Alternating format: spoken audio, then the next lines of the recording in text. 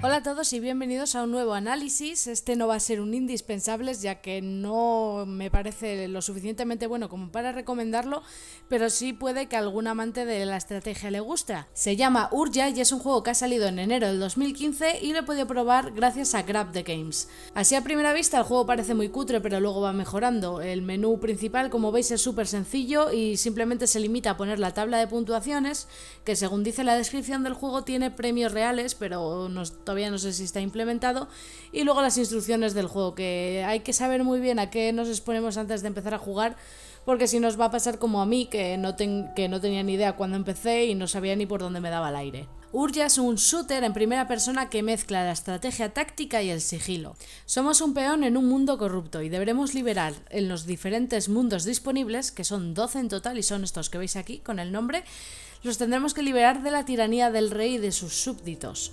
Lo que estáis viendo ahora en pantalla fue la primera vez que probé el juego y sinceramente no tenía ni idea de lo que estaba haciendo, ya que parecía que al principio del juego te iba a dar un poco una pista de cómo era el juego, de qué tenías que hacer, pero simplemente te suelta en uno de los escenarios a tu elección, y nuestro objetivo es robar la energía a todas las piezas de ajedrez hasta conseguir ser el único que quede en pie. Las fichas de enemigas se alimentan de la energía de alrededor, que podemos ver también por el mapa que hay como unas bolitas blancas, y al igual que nosotros pueden utilizar la habilidad de drenar energía o incluso tirar bolas que stunean. Lo malo es que consumen la energía propia del personaje, por lo tanto no hay que exceder mucho de su uso, ya que podemos morir en cuestión de segundos. Y como acabáis de ver, cada personaje tiene una habilidad única especial. Esta que acabamos de ver es una especie de escudo. Este escudo es la habilidad única del Knight, o el caballo, que sería la ficha equivalente en el ajedrez, que activa un escudo que lo que hace es repeler toda la energía.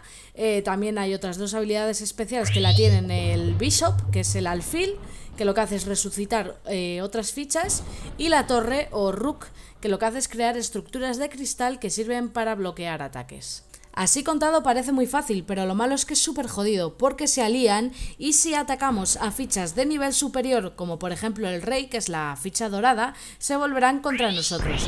E incluso, nosotros también, por cierto, podemos hacerlo, pueden convertirse en otras piezas para volverse más poderosos. Es decir, una vez acabemos con una ficha y le quitamos toda la energía, podemos suplantar su identidad y usar sus poderes superiores a nosotros, ya que somos un simple peón, y utilizar esa habilidad especial que tienen.